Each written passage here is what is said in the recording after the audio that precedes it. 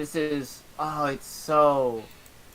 not great. Because I only tried to get, like, a design down. But, God, this is from... Oh, I didn't even look at the... To get, like... I didn't look at the time this was. Oh, God, it was 2 years ago, 2020.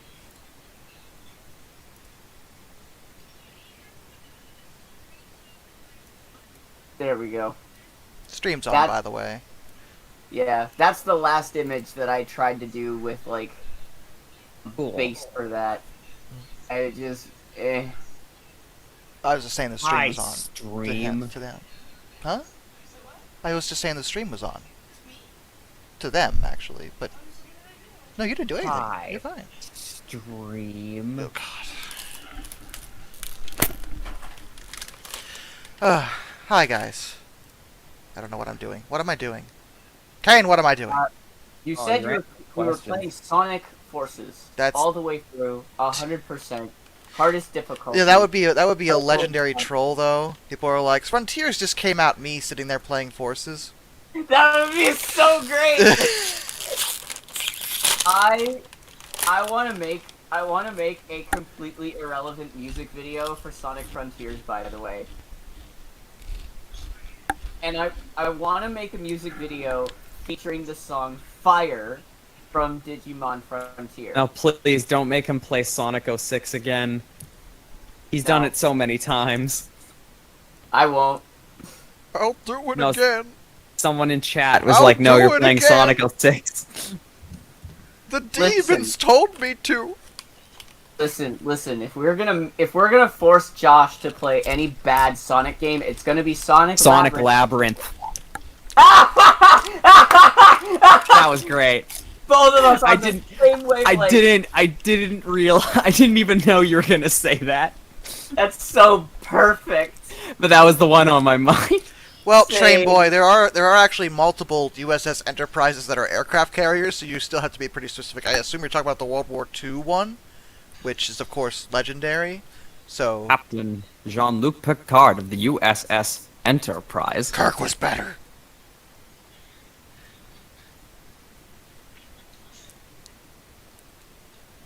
Yeah, you got nothing to say, right? I have nothing to say. That's right, you got nothing to say. I just have no context. Earl Grey hot. That's not helping him at all. That's what the heck are you Zach? Listen, you're gonna have to give me something better to cling on to. I hate him.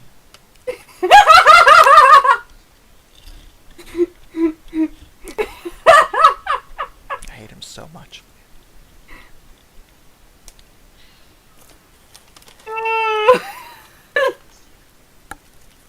Speaking of ships, my mom was showing me photos that she took on her trip last month to Hawaii, and she got aerial photos of Pearl Harbor, and there were like some she didn't know if they were real or not, but some were like active or just decommissioned, but there are some carriers by the looks of it in the bay.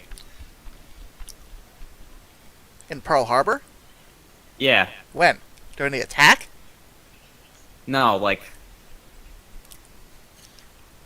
currently? Yeah. Oh, okay. Like when she took photos from the helicopter. Oh, okay. Yes, probably. We still have a Pacific Fleet presence because y'all are doing it up there. Nah.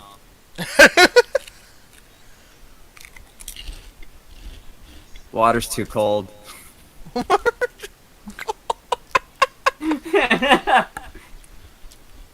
don't want none of this. I already don't like my winters. Started snowing up here the other day, and I'm just like, oh god. We scare away all of our nautical foes because on January 1st of every year we jump into the frigid waters for fun.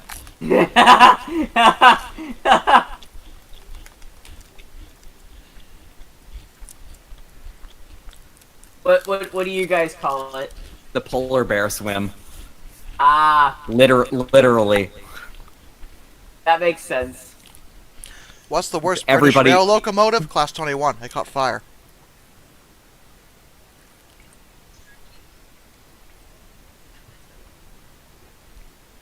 Oh, he doesn't live in Alaska. He's up there with the BC Liberals. That's Who how are- who, you by the that's way, how you I- know they haven't been around very long. And seriously, Zach, Uh-huh. I was really confused when I was doing research because they talked about the BC Liberal. It was about the British Columbian Liberals doing all these conservative things basically. And I had to ask the question in the video, like, is it different up there? And then I got a bunch of Canadians in the comments like, actually, yes, the BC Liberals are not the normal Liberal Party. Interesting. They're special, and they're light and they're right leaning, Mm-hmm. which is not what liberal means in Mm-hmm. this context. Why? They're liars, Zach. Yes. Aww. I told you, Josh. Choice is an illusion created between those with power and those without.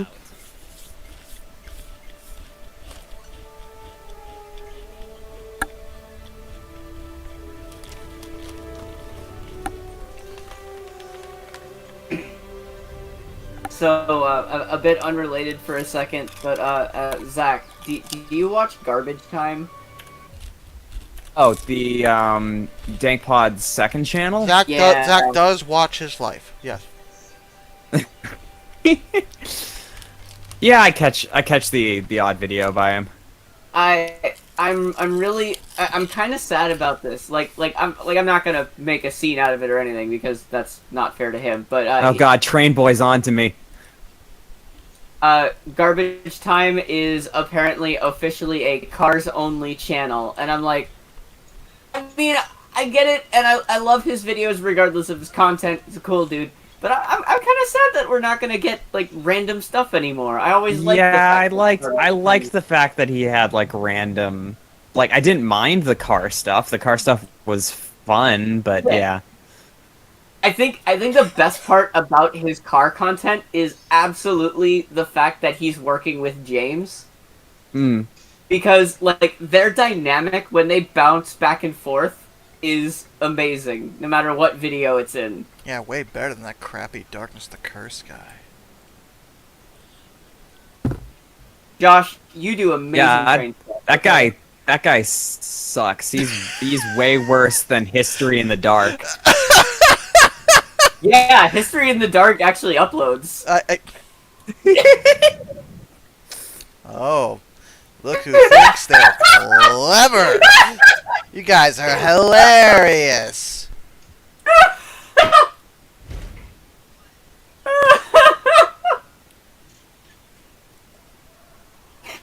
I don't even know if that's considered a low blow. You know why I I thought- don't upload I- anymore. Oh, I thought it was funny. I even thought about it. I seriously considered. Recently I was like maybe I should upload, at least do like an overview of Frontiers, and then I saw the way people were talking about Frontiers, and I'm like, you know what? No. It's not good for me. And it won't be good for them either. Yeah, people Gosh. people can deal with the fact that I've spent 6 hours fucking around in the open world and absolutely nothing else because I didn't really enjoy the Sonic stages so far. Hey Josh, how would you feel if a new user showed up and started commenting on all of your History in the Dark channels, demanding you talk about specific obscure locomotives and their name was Train Shock? What? Don't suggest something that could very easily happen. You don't understand. Okay. That's not outside the realm of possibilities. And I think you know that. Hey Josh, you know what you should talk about on History in the Dark? What? Don't worry, I will not be mentioning the Final Fantasy VI train. I am beyond that. Are you? you? Should talk about. Yeah, you should talk about Power Rangers Lightspeed Rescue. Shut the hell up, Kane. Because all of their Zords are train cars. Yeah, it doesn't make any sense. There's no reason for them to be trains. It's so funny. I love Lightspeed Rescue so much. it's in my opinion one of the, weirdly enough, I would say one of the lowest budget feeling Power Rangers series, yet they were still able to do a lot with it.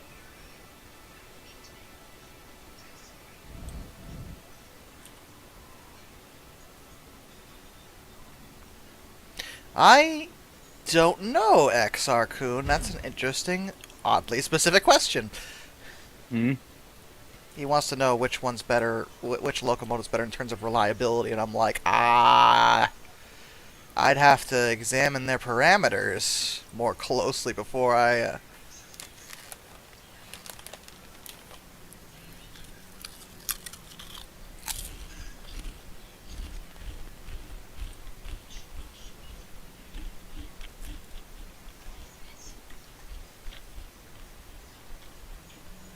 I loved how they was called Lightspeed Rescue when their vehicles were trains. Like, vehicles known for their immense speed. Hey! Some trains can go very, very, very fast. Oh yeah, I know.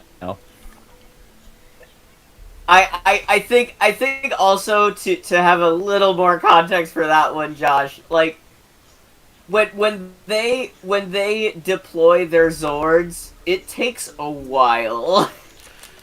That seems 'Cause to they be have to go kind of a little bit of a, shall we say, a hindrance, a handicap. I think to be fair though as well, it has been a while since I've what is that one that I own? People are Hang on a dying, second. Kane. I feel like I own Lightspeed. That's called Lyoko. There they are. I've got Lost Galaxy, Time Force, Ninja Storm, SPD, Dino Thunder, and Lightspeed Rescue. Actually, Hmm? Jackson Scott's comment raised a question. Has anybody else here ever read a Shinkansen? What's that? A bullet train. Gotcha. Never ridden a bullet train. I That's have. because we live in America. We don't get good things here. We only get, well, we get good things, but not that. That's one good thing we don't get. I think I've ridden one train. Ever? Yeah. Weirdo. Yeah, it's... No, that's actually, honestly, that's pretty normal for Americans to say that. Like, that's not unusual to me at all. Like I'm the weird one.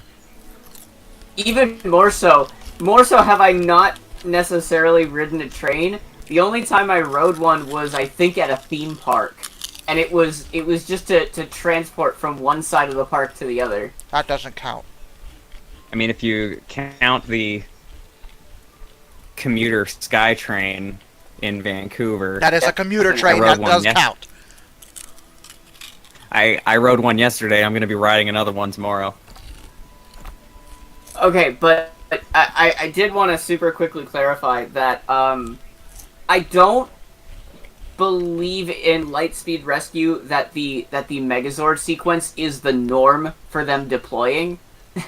That's just for like the Megazord formation. So like they do operate as normal rescue vehicles as well. They have faster deployment stuff for just that. They're rescue vehicles that ride on rails.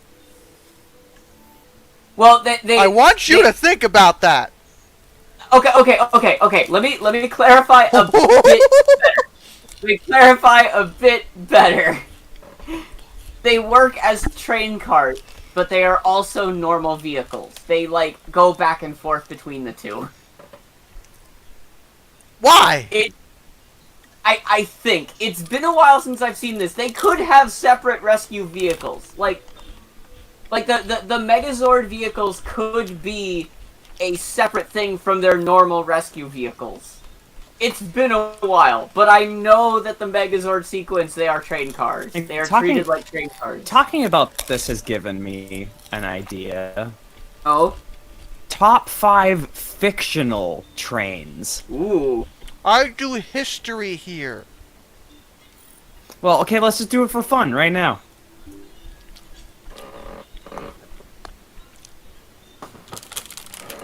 Thank God Teddy's not here to say Polar Goddamn Express. I swear to God. Oh my god, no! Fucking what? hell!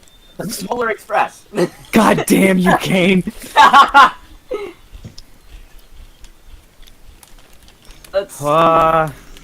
Number 5, Snowpiercer. No! Snowpiercer's terrible. That's why it's placed at number 5, because I can't think of more than 5 fictional trains. Thomas, you idiot! Number 4, Thomas the Tank Engine. Number 3, Charge Man from Mega Man. If I were gonna put anything at number 1 as a fictional train, It has to be the Time Train from Back to the Future 3, I'm sorry. I mean, I was gonna put Thomas up there.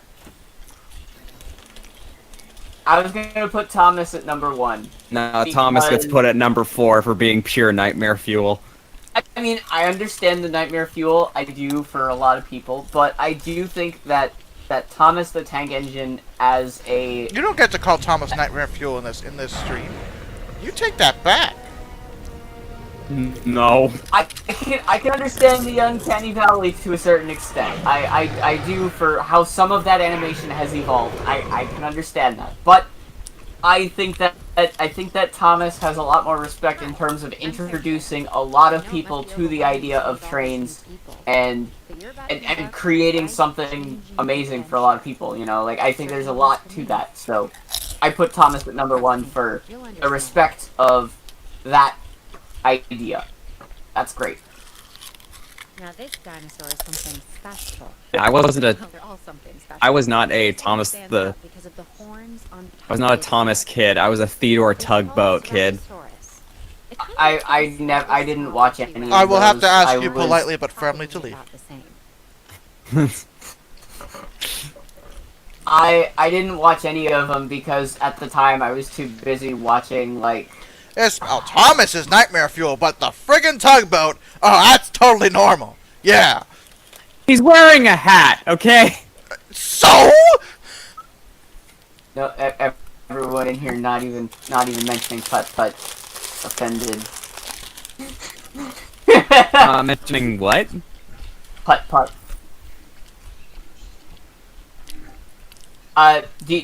Do you know Humongous Entertainment? You mean that friggin' isn't purple Putt-Putt car? a car? Yes. I mean, I know it's a video game and a weird thing for that, but I had to bring it up since it's like that kind of inanimate thing, car. Fine. train, Well, let's play that. We can play this game. JJ the Jet Plane. Hooray! I was just making a joke that I know that I grew up playing putt-putt games. You feel special, Kane? I also played Pajama Sam. Of course. I played Math Blast. I played Clue Finders. I played Number Bunchers. Oh! Bringing up my favorite like childhood school game. Not even gonna talk about the Secret Island of Dr. Quandary. Holy crap! Oh no. That game's awesome. I still want to buy a copy of that game just to have it because that game had a huge impact on me. That was a great one. Zach, you only think Thomas is Nightmare Fuel because of the fan art. Which, to be fair, a lot of that's pretty scary. I mean, I don't know, man. Some of that new animation style's a bit weird. Are we talking about All Engines Go again? No. Just I was gonna say, please just say the no. I don't wanna. I I'm would love not to see talking someone. about I would love that. to see someone do some Nightmare Fuel Theodore tugboat art. Well, we're definitely going to see Nightmare Fuel Thomas the Tank Engine in a month. Why a month specifically? Because that's when Charlie Choo Choo comes out? Oh yeah! Is that the game? Yep. It's Choo Choo Charles, I think. You, Charles, thank you. Are you gonna play that? I believe I am now contractually obligated. It is a horror-themed train game. Yeah, Choo Choo Charles. It looks very funny. I would watch that. It's perfect for you. This is something that our team could. God, I've been rewatching a bunch of my old favorite Ghoul Grumps episodes from back in like 2018, where they did all of the really bad horror games, and they're some of my favorite episodes. Oh man, how could I also forget Charlie the Choo Choo from the Stephen King Dark Tower series? Oh yeah. I'm not familiar with this. Yeah, there is a sentient train in Stephen King's Dark Tower series, and they have to defeat it in a game of riddles. Interesting. You know another thing It just that sounds has like a something sentient I'd do to train- you guys. Welcome, Kane, to my evil lair.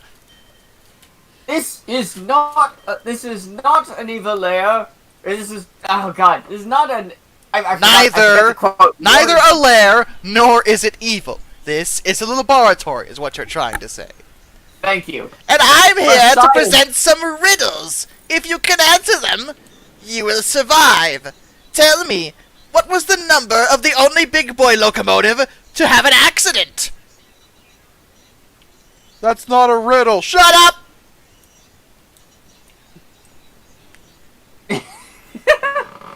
See? You're both dead. Look at that. Yep. You should pay more Number attention. 13? Wait. No! Wait. Well, I tried. I was gonna do the same thing. But there's another thing I know with a sentient train. Have you guys ever seen Gregory Horror Show? No, I haven't. Yeah, I only know about it because a friend of mine showed it to me because he bought I know what it is, and I know it has like a PS2 game too. I forgot it has a PS2 game. Hey, Addy. What the hell is Gregory Horror Show?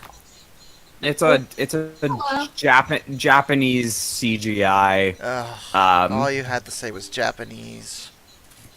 How are y'all? Yeah, that's racist. Wait, is that streaming? Not an yes. Hello. How are you? Anyway, Is that a problem? uh, Have I caused my a problem?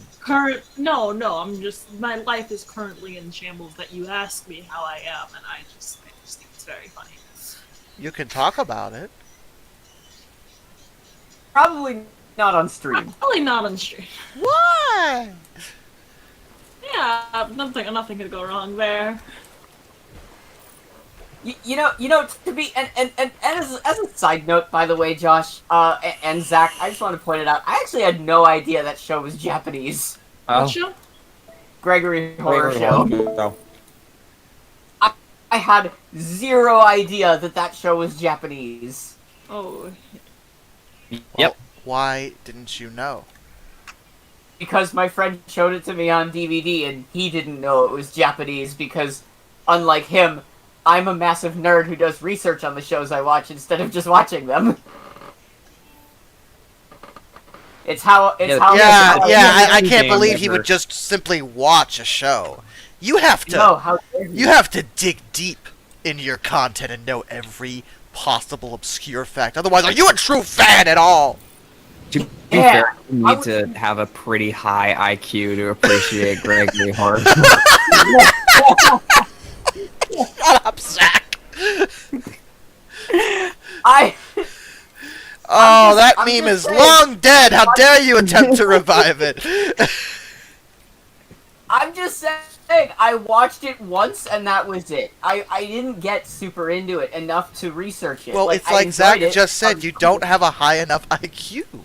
Duh! I have no idea what you're talking about right now. You don't have a high enough IQ. Okay, What? I'm okay with that. Oh my I'm sorry, God. Addie. I hope you're doing okay. I'm living. I'm alive. And honestly, isn't that the biggest win that we have in the world? No. Yeah, fair. You know what, fair. Depends on the context. And some tension, I see.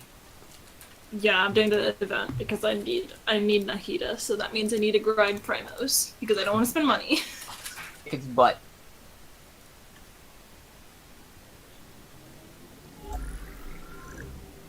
Feels like I'm playing a bunch of Mario mini games that they made in Genshin. Super Genshin Party. Oh, this does not work as well as they hoped it would. Well, why not? Because they basically want Sayu, because Sayu like rolls constantly and she can pick up elements that she rolls into, and so like she can like theoretically ice bridge with her roll. However, they didn't think through the optics of it working properly. So it's just the most awful experience ever, actually. It's like playing a Sonic game, but it's like a ROM hack, but it's actually like a ROM hack of Doom. They made like Sonic. It doesn't feel right. That's just Sonic Roboblast 2. Honestly, Oh, yeah. real talk, I'm sure that that kind of mod exists. I don't know what it's called or where it is, but I just know that it exists. Sonic Roboblast 2! Shut up! That it is a pretty good mod. Shut up! It's got a lot of robo blasting in it. Yes, we lost a B-17 and we lost a P-36, I think it was. Hey, B-17 bomber. No, seriously, there was an air show disaster. People died. Oh yeah, I Oh. saw it. My sister was talking about my sister jokingly DM'd her friend like, "I need to go fly down to you, but I like really don't want to take a plane because you know what happens in planes. How unlucky would I be?" And I literally turned to her, not knowing she had this conversation, and went, "Yeah, there was a straight plane crash today." And she was like, "Oh." I finally get it. Yeah. I finally understand why people have a fear of the dark. Cause is still pending, but the 36 had... I I'm gonna double check, make sure it wasn't what it was, a P-36, because I'm gonna feel dumb if I keep saying that and I'm wrong. Believe me, not everybody is. Yeah. Huh? I have my tea. Thank you, though. 63. 36, 63. Ah! P63. Kane, Yeah. are you watching the stream, by the way? What's that? Kane, are you watching my I'm like streaming Genshin in like voice chat. Oh, you're I want Kane to streaming. look at how You think? I'm streaming I'm not streaming in the game. I'm streaming. Mm. Kane, could you please look at this character? Could you please look at her play hopscotch? I feel like this is exactly your vibe. That is funny. Anyway, the thinking right now with the accident is that the P-36 hit the 17 and everyone died. But these were experienced pilots, so the thinking is that the 36 by design, one of its biggest flaws is that it had really terrible vision. It had a lot of blind spots, so the pilot probably just didn't see the 17.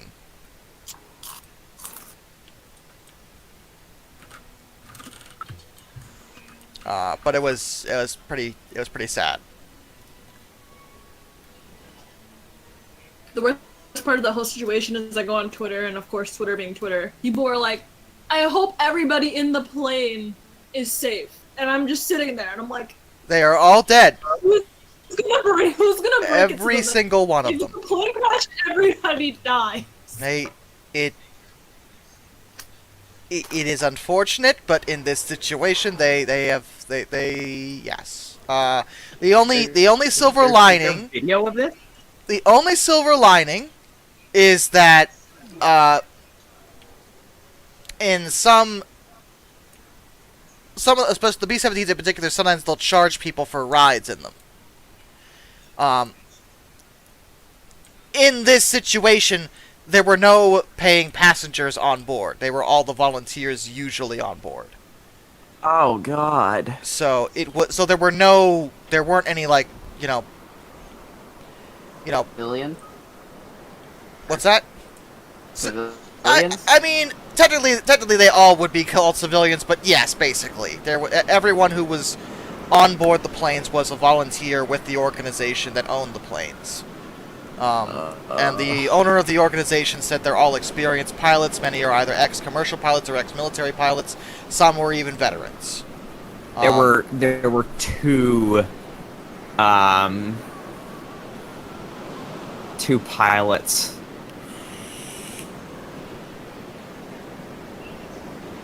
Well, there were 2 planes, so I hope I so. think. I heard there was something like 6 people. I don't know if that's an accurate number. Yes, it's a max of 6. They can't release they because of the investigation. They can't release the names or the exact total, but the 63 is a single pilot. So there's one person in the 63, and the 17 had 4 or 5 people on board. Oh shit. 2 pilot and co-pilot plus 2 or 3 others that did support and radio and stuff like that. No paying fans, just the volunteers. It's really the whole thing's just a tragedy. It's just very sad. Because that event had been doing really well. It was in Dallas, so that's why I heard about it, because obviously every Texas thing that I'm in. Yeah, that air show. show and that organization that runs it is very reputable. Like they take very good care of their planes. They only allow people who are, qualified to fly them. So it really is just a tragic accident.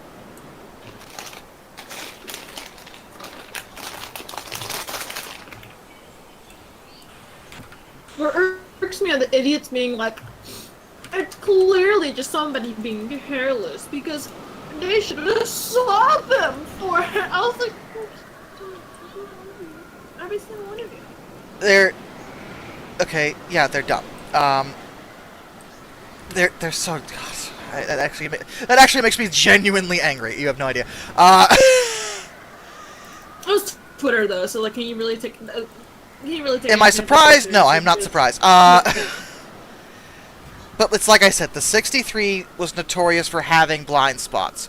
With the angle he was coming at, he probably saw the 17 on approach, and he probably misjudged its speed. He either meant to go in front of or behind, but wound up hitting it dead on. And given the way the 63 is set up, he wouldn't have seen it until it was too late to do anything about it. I can tell you that from there's plenty of different angles with footage. There's multiple shots of what happened, and some of them are scarily close. I think the other thing is I'm glad that no civilians got hurt too. Yeah. Yeah, no one on the ground was hurt. Just on the ground. Yeah, nobody. I think the first thing I looked up was was anybody on the ground? Because you see all these people crowding around, not exactly near the plane, but in the area because they were all filming us. I was like, oh my god, I hope it didn't fall on somebody. No, they didn't. Fortunately, they did not hit any of the spectators on the ground. They hit a spot where that was not possible. That is good news. I'd love to stick around longer and keep chatting, but I'm gonna need to lie down. You're good. Have a good night, guys.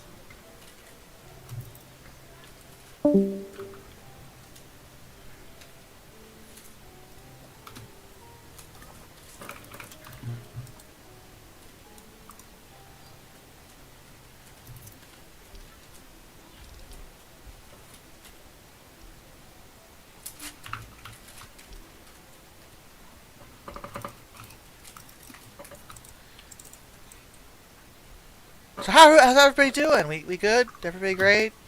High fives all around? Yeah? Yeah, just chilling, playing Genshin Impact, the best MMORPG. Isn't it? Doing okay. It's not.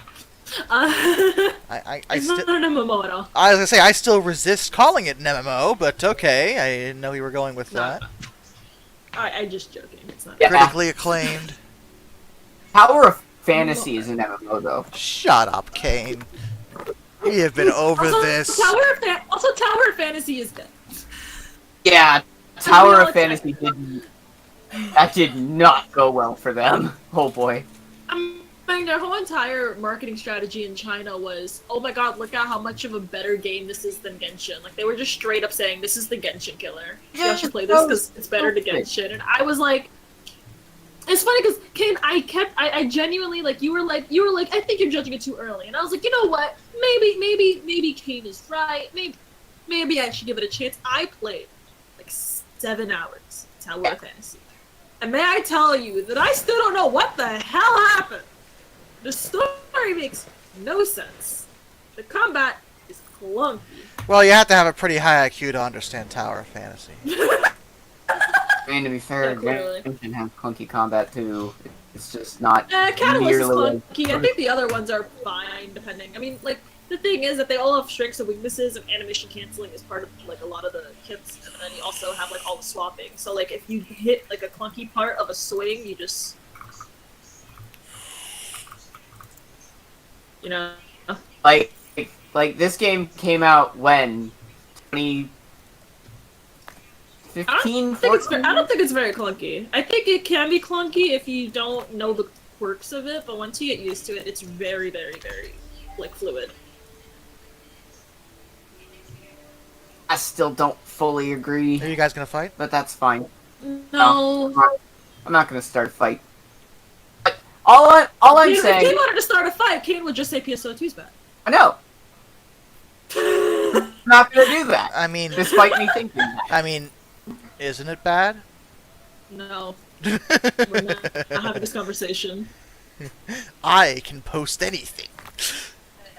I think the funniest part is that Kane and I had an argument about it, and that I was like, you know what? I conceded about PS2 New Genesis being really clunky. I then went back and I played it because they released a huge amount of updates, and I was like, well, now I just disagree with Kane fully because this is actually way better than it was when it first came out. I mean, I'm not gonna deny that they've updated it and made it quote better. Like, absolutely. Maybe it's definitely a little bit biased because they finally added my main class from PSO2 into Genesis. They added the Summoner, but they call it like Invoker now, which is they basically completely changed the kit, and it's way better than it used to be. Like, I like it so much now. Yeah. Cause like, okay, so to clarify about my issues with New Genesis, because my issues with New Genesis have nothing to do with my issues with OG PSO2. I have a long, conceited list for everybody. Go ahead, I'm just messing with you. I have 2 issues with New Genesis as a concept. Well, it's actually 2 outline points. There's like a dozen sub-points beneath the... Sorry, go ahead. To be fair, as a whole, I don't disagree that a lot of New Genesis is bad. I just think it's a lot better than it was before. I think that the gameplay kind of makes up for the weak parts. Kane, before you get started, I'm going to let you go. I'm going to let you finish. But New Genesis is the best... No. I actually... I knew that was coming. I will be genuine here. I preferred OG PSO2 well over New Genesis. I did not like New Genesis. I didn't. I still prefer PSO2 over New Genesis, to be clear. Yeah, no, that's where I'm at. New Genesis felt so... It was like... It was an MMO. It got rushed out of the door. Honestly, not even... Well, I mean, it rushed... Maybe. I don't have an issue with it being an MMO. Like, that's one thing. But it was like... Grinding is the gameplay.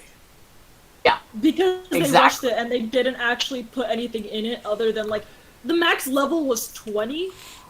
and then everything else was like optional grind. I literally finished the main story at like 12, and then you just run out of things to do. You could do the towers, which I did all of them because it was only like 8. And then, like, I guess you could get to level 20, but they did this big brain move where, like, your base kit is your base kit, and you don't unlock anything in terms of your kit at all. So it's not like, oh, as you level up, you get new abilities. You just don't. Like, I know I always go on about Next this level, then. because I love Guild Wars 2, but like Guild Wars 2 is it is exactly what I need out of my MMOs because, like, past the main game, there's no grind at all with any of the DLC, with anything like that, because they never boost your level. You don't level. You get better equipment by playing the game, but any engagement is down to the skill of the player, not, just grind up until you can smack the boss once. Like, that doesn't happen. The new / returning player experience in Guild Wars 2 is kind of terrible, though. Not gonna lie. Because if you don't, they For somebody who didn't get like max level, because What kind of because sass are you throwing around about my Guild Wars 2? when we all tried to play Guild Wars, and I used an item, and I just like accidentally boosted myself to 50 with no idea what the heck I just did.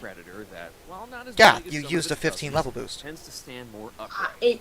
So The description says it, Addy! I am aware. In my defense, it was literally clogging my inventory, so I just started spamming use on everything because they sent me so much free stuff that I couldn't do anything in the game. I do agree with that. That sounds Agree like with a that. you issue. I love. If I come back to a game and they fill my inventory so much that I don't know what half of this is, and I'm also I don't have any room at all, I'm just gonna start hitting things to actually have room to do things. Do you not like presents? No. Not when it does.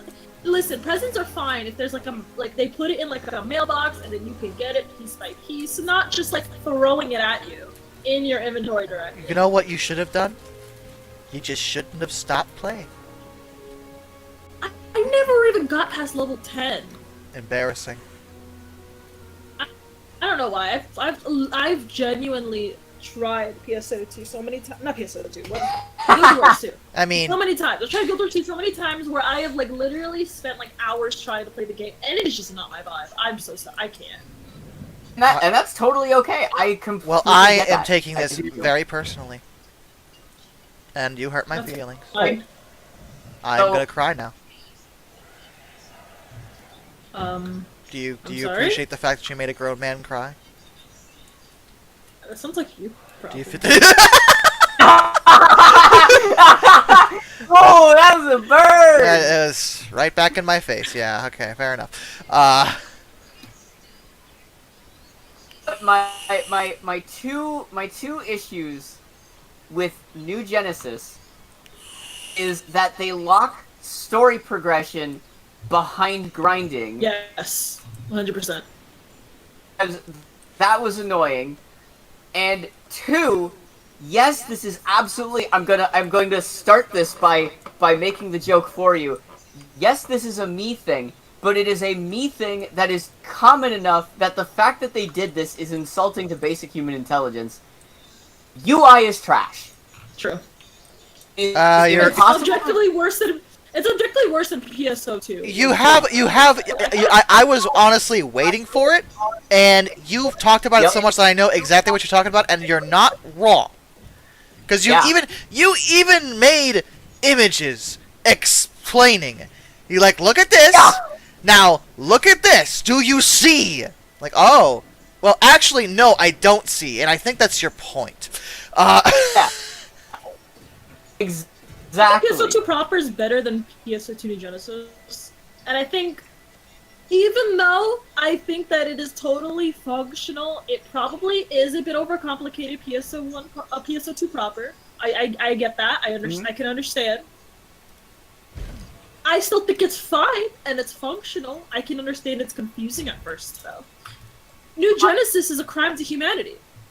Yeah, and like my issue with the complexity to PSO2 is that PSO1 had its own complexities. It was just never jammed down your throat, and it never clogged your inventory and clogged your mind with stuff. If you just wanted to equip a better sword, you could do that. But with PSO2... in PSO2's defense, I think that's an MMO problem, not a PSO2 problem. I agree that it's an MMO problem, but that's also why, generally, PSO2 bothers me with its general... I've talked to you about this before, Addy, where, basically my general problem is not necessarily that PSO2 is an MMO, it's that it is called PSO2.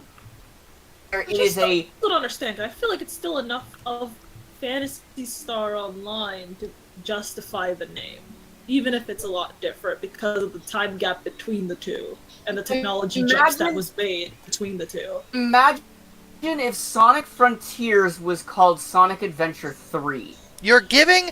That is not going to... I don't know... How else is it going to work for you, Addy?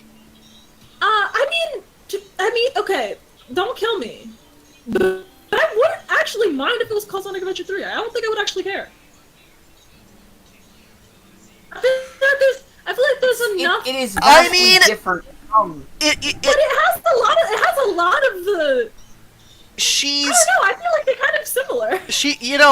It does have a more fleshed out overworld, which started in the original adventure, and from what I understand, it's a good game, so I would, those two elements, okay, I'll take it, whatever, it's not, It's different enough where I wouldn't think it would be as accurate calling it Adventure 3. I concede that is correct. You could do it, that doesn't mean it would feel like Sonic Adventure. I'm not saying that you couldn't do it, I'm not saying they couldn't call it PSO2. But calling it PSO2 and comparing it to PSO1, they are completely different games, and I think most people would agree with that. I feel like the base formula of PSO2 is similar enough to PSO1. You have an overworld, you have to pick missions, you can go on a group of 4. Well, I think the bigger issue... Pick different zones and stuff. I think the bigger issue, and Kane, I know you're not going to agree with this, but hear me out. The issue is that in the modern gaming scene, the original Phantasy Star would not... It's aged poorly. I don't agree with that. I know you don't. Because I don't even know how I want to explain this, because I'm just gonna sound like a dick.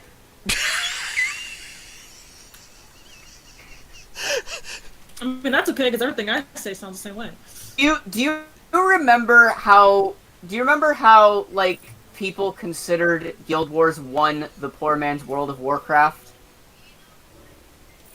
Remember how that was a big... Guild Wars? I was under the impression that every game that wasn't World of Warcraft at the time was a poor man's World of Warcraft. I still get jokes about Final Fantasy XIV is a copy of World of Warcraft, and I still get annoyed by it. Okay. The meme has never really died. But at least, okay, but this is where my point is. This is where my point is, actually. At least comparing FF14 to World of Warcraft, as wrong as it is, at least they're both MMOs. Phantasy Star 1 and 2... I mean, Phantasy Star 1 had an overworld where you could talk to people very, very similar to the airship in incorrect. PSO2.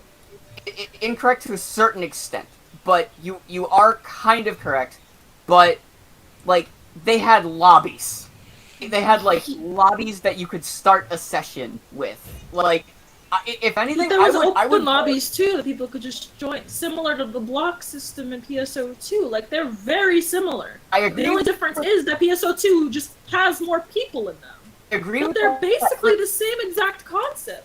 I went and I watched gameplay of PSO1, and these people are still posting symbol arts that we have in PSO2. I a lot of that. I get it. But I'm not even talking about that right now. I'm not even talking about that. I'm talking about something completely different. I'm talking about just, like, core genre stuff currently. Like, PSO1 was, like, barely a... For one thing, it wasn't meant to be an insanely high-end MMORPG. It was meant But to it was be still an MMO!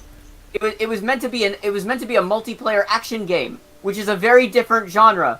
Online RPG is different from MMORPG, and that's kind of my entire point with this. Because like people are so clueless to the idea of genre that they don't understand the difference. And that's my point. Have you ever thought of the concept that they made PSO1 wanting it to be an MMO, but the technology for the Dreamcast would not support such a big scale, and so PSO2 was them doing PSO1, but the way that they had wanted to the whole time? That Perfectly honest, Is that a fair statement? I honestly do not believe that would be the case. So you think they just made it up out of nowhere? It was like, we're just gonna make it PSO2, but we're gonna change everything about it on purpose because we want it to be different from PSO1. Okay, I'm going to respond with a very calm, very what I would believe to be a legitimate theory, especially considering what Josh was saying. I believe I'm that just along for the ride at this point. I believe that PSO1 was designed exactly with, yes, technical limitations in mind, absolutely. But I also believe that they had any legitimate thought that... I believe there was a legitimate thought that taking PSO and putting it on a bigger, grander scale is definitely something they wanted to do. Because they've seen stuff like World of Warcraft succeed. Things like SAO was popular at the time. .hack was a big thing with the idea of a big anime MMO. Like, so taking something that already had what could potentially be evolved into that and make it a thing, well, yeah, why wouldn't they? I mean, for one thing, Phantasy Star Universe was already that, but bigger, in terms of PSO, but bigger. They just decided to take Phantasy Star Universe, make it a 2.0, and make it functional and good, and then they made PSO2. It is still vastly different to what PSO1 ended up being. I literally played PSO1, and it literally just feels like a smaller version of PSO2. I have no idea why you say it's so different. I don't understand.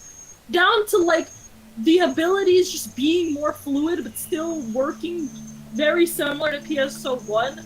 A lot of designs of a lot of the weapons, not all the weapons, some of the weapons are crazy, but like some of the a lot of the weapon design of like the base weapons are very similar.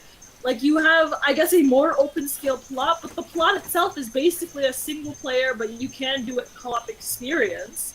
You have the same like boss battles, you have the same exact lobby formula, you have the way that you get into worlds in groups of 4, because yeah, you can run into maybe a couple of more people, but like lobbies for like different zones and quests and missions are like locked to 12, and most of the time they're actually locked to just your party, depending on if they're a harder difficulty.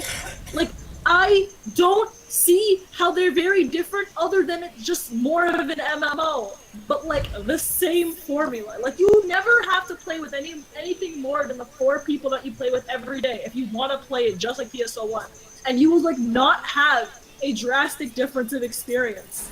Like, I don't understand how it's fundamentally different when I have played PSO2. I went back and played PSO1 with you and Josh. I then went and I played Universe on the Clementine server. And I would argue that Universe is probably a little bit weirder than both of those. If we want to Universe does not apply in this conversation. That is a whole different kettle of fish, and you know that. I'm clarifying. Addy, I understand, but I feel like that. I don't know if I've definitely not. So let me clarify one specific thing about this. Yes, core elements are there. I agree. It is the only reason I had any interest in PSO2 when I first saw gameplay. The core of what I loved about PSO1 is there. The visuals, the music, the general action gameplay, some of the formula is there. Yes, I agree. The formula is there. I don't understand why you're saying I that there's agree. only I stuff. agree. I agree. I agree. I agree. I agree. I agree. I agree. 100%. I agree. But the issue that I take with it is that they have decided to interject every single mechanic from MMOs that makes me hate everything about it. The Don't amount have to of use most of them.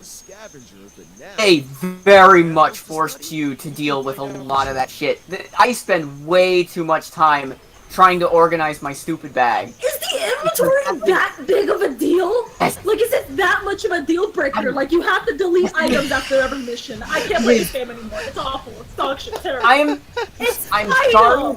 Oh, go download PSO2, the mobile game, and get an extra 150 slots. Literally, it is not a big deal. Yes, it is. It is. If the core gameplay is very similar, and the lobbies are very similar, and the formula is basically all there, and the plot is a more expanded version of PSO1, then is the inventory existing ruining it so much that it can't be considered a sequel to PSO2? You just agree that almost every base amount of the formula is there. I agree with that, but all of the added mechanics is so frustrating, and it's hard for it. It is so difficult for me to deal with it, and I understand that. I know that's weird, but I can't deal with all of these new mechanics. Difficult, and it could be fine. And I'm not arguing that you are not allowed to have your own things that make it bad. I don't understand why that makes it not qualified to be PSO2 though. Because when you make a sequel, generally you add stuff. I don't think that's a crime. I don't think it's a crime to add new and I don't think it makes it less of a sequel that they added things. The thing that makes it not a sequel to me, to be perfectly blunt, and this is just the biggest thing, I'm sorry, I just hate the fact it's an MMO. I really do. I hate the fact that we don't have an offline single-player thing that I can just play. It has to be online all the time. It annoys me. I don't like that it's an MMO. They're the portable games that are something, but that doesn't make it not a portable sequel. Games are just universe. That doesn't make it not a Better sequel. universe. You cannot like that it's Final Fantasy 14 being an MMO doesn't make it not a Final Fantasy game. I'm sorry.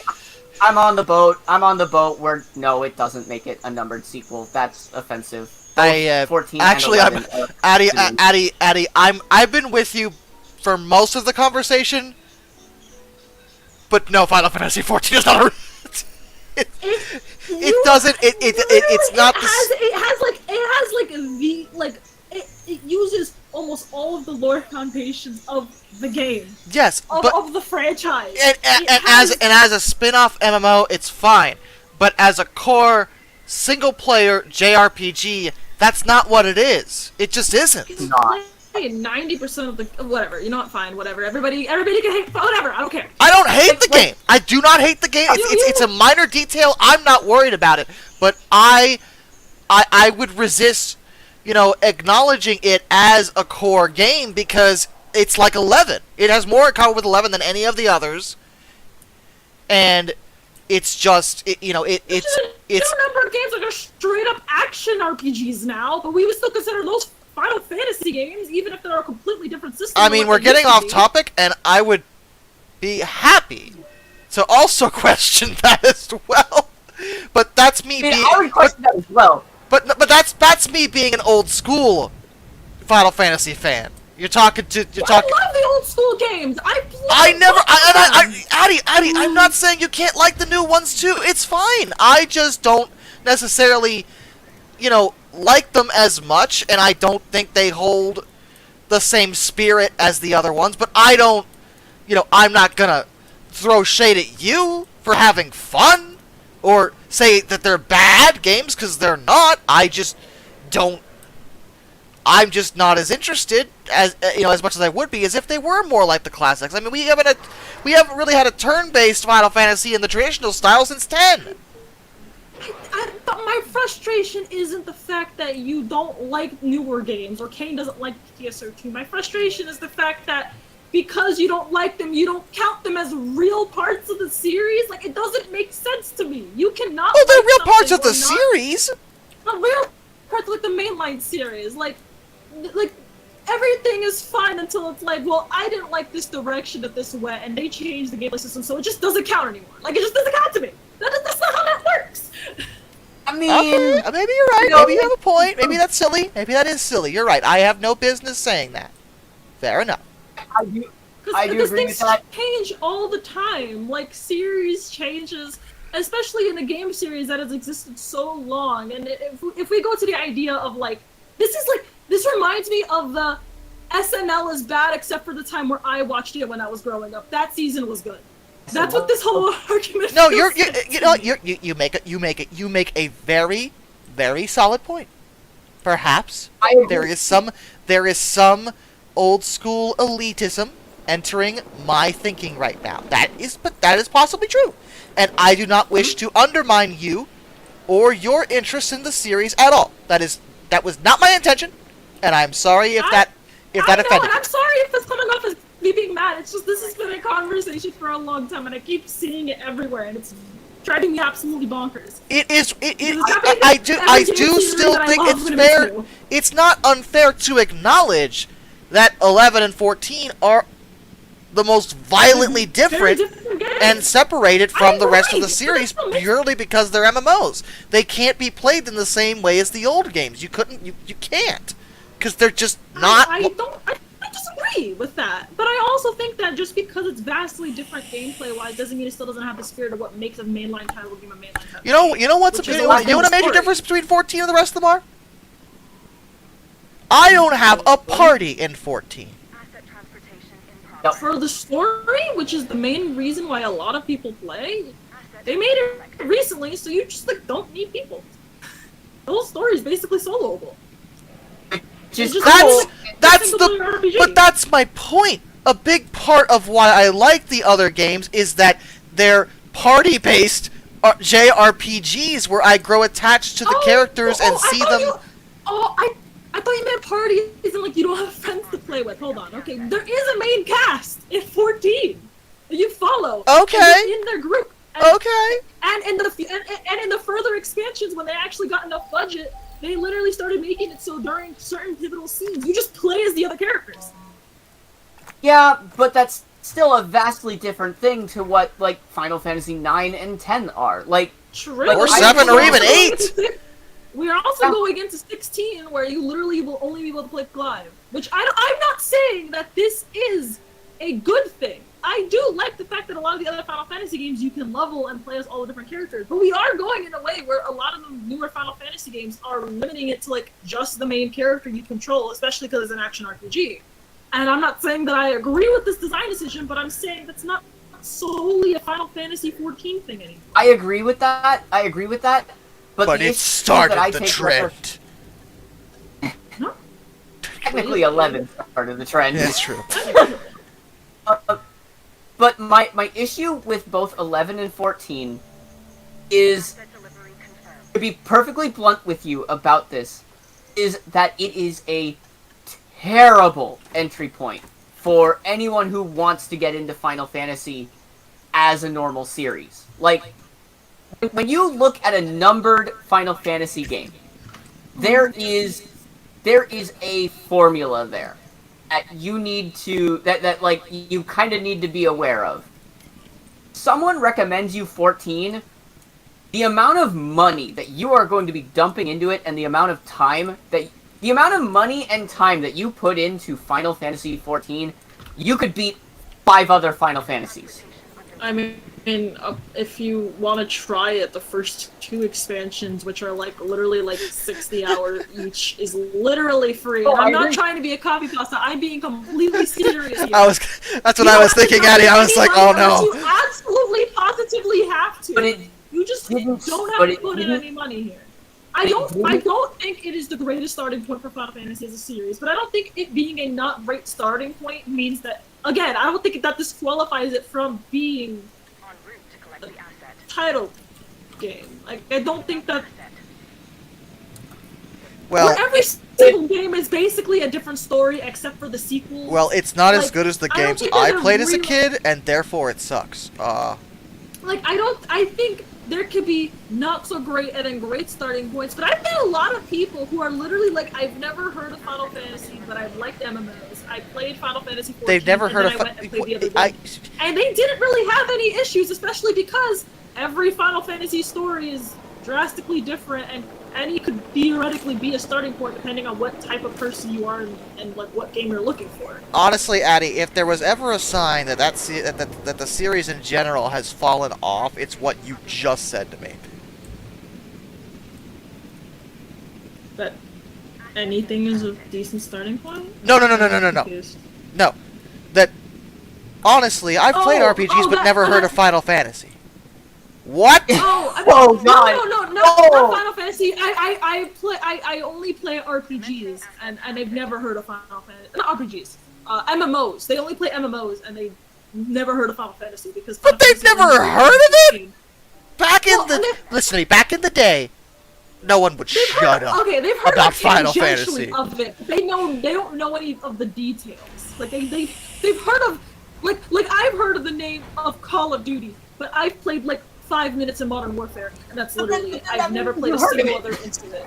I you know what I'm trying to be like, I'm not hyperbolic, but I'm trying to be vague here because I don't want to go into the details. A lot of my friends who got into Final Fantasy 14 as their first game have like heard of Final Fantasy, but they've like never seen gameplay of it, or they just like are not really involved in like the JRPG thing.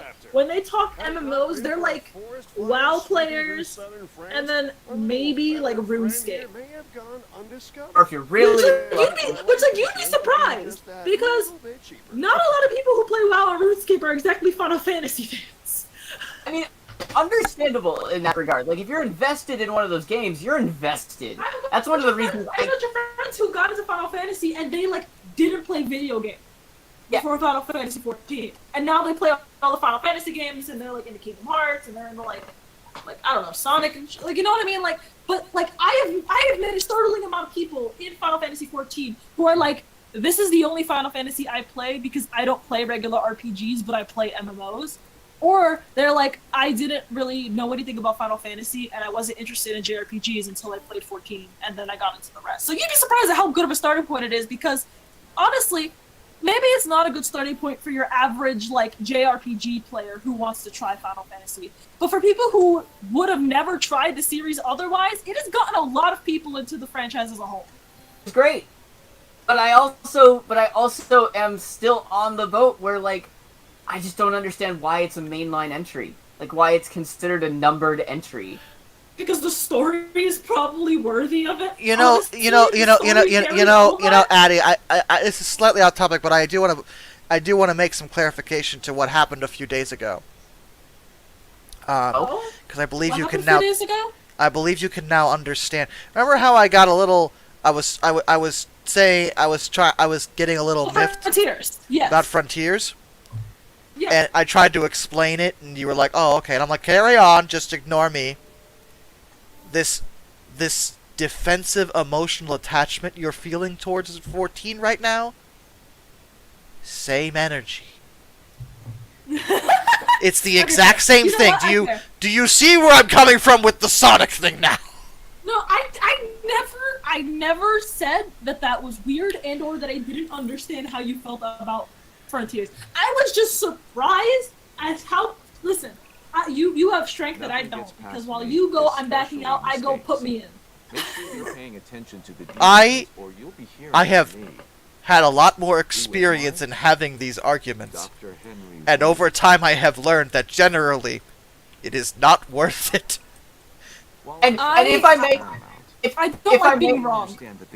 No, okay. I understand. See, I don't either, but I already know I'm right, so the conversation's irrelevant. I don't have to prove that to anybody but me. That's the joke. You know that is fair. That's my point. Yeah, and real talk for a second.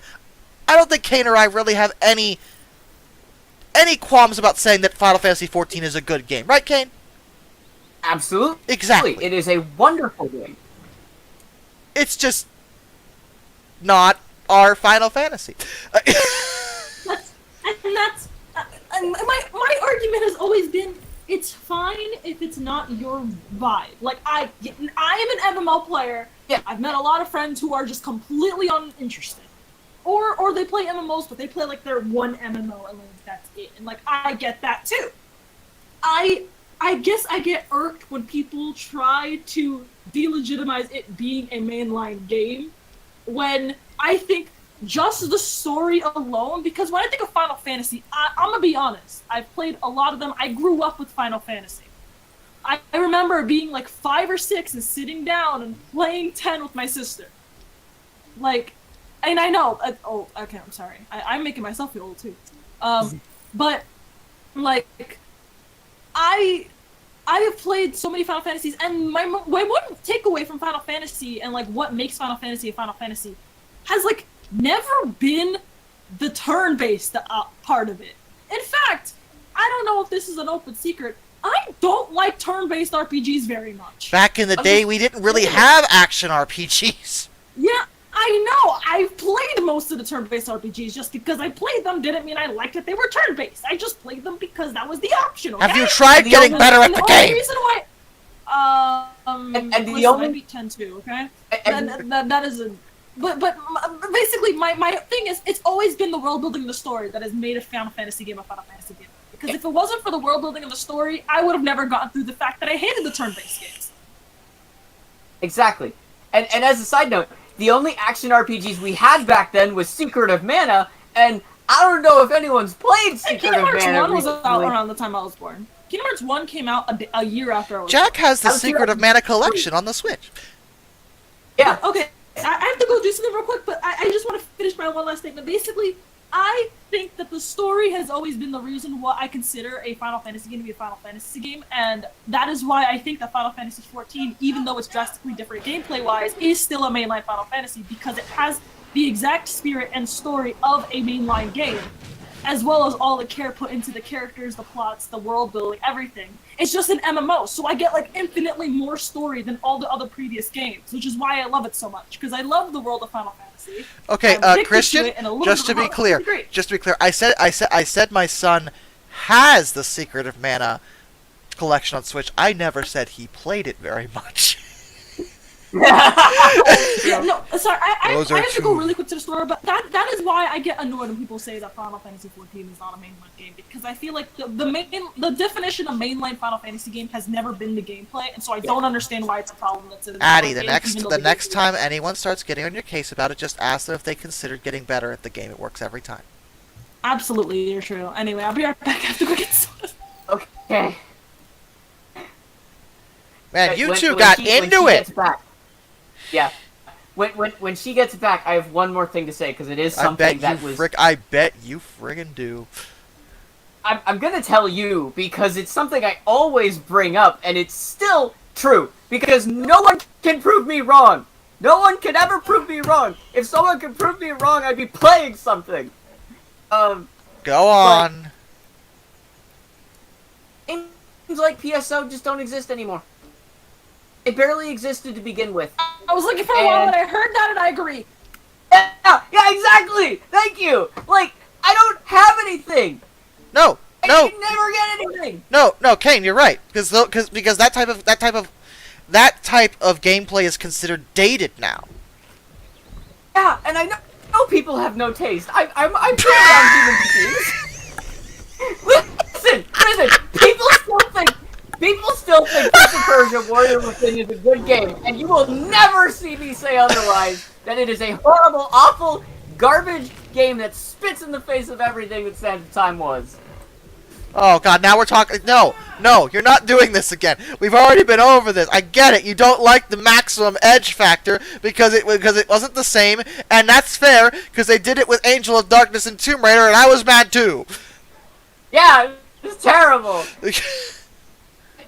Oh god, did I forget? Okay, I'm gonna say a couple of words, and if you don't recognize it, I might say it. Did I tell you about the back of the Prince of Persia book that my brother bought for me? You may have. It sounds familiar, but I don't remember the full context. Okay. I've got that book sitting. Oh, here somewhere, that's right. but They in had the- like nothing to say about it. In the back of the graphic novel, they're talking about the story of how they created all the Prince of Persia games from the original to the newest one at the time, and they got to the Sands of Time segment, and they're talking about it, and then they're like, and then Ubisoft decided to create the sequel Warrior Within and take the character in a completely different direction. And then a decade later, they made Prince of Persia: The Forgotten Sands.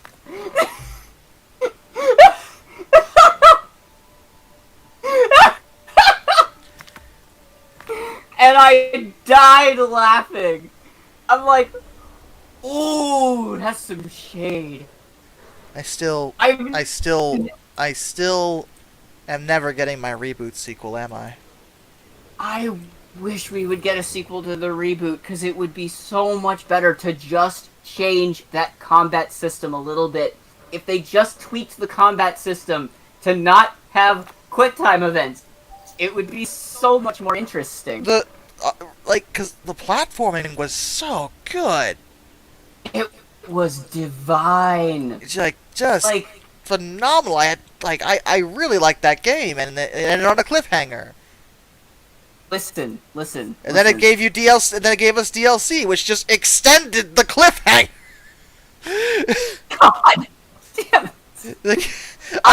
I was desperate. I'm like, maybe they added more. They added a little bit more, but it's still basically the same cliffhanger. Yeah. I liked Forgotten Sands. I do. I really think Forgotten Sands is great. Like that game is a really good return to form as what I would almost consider.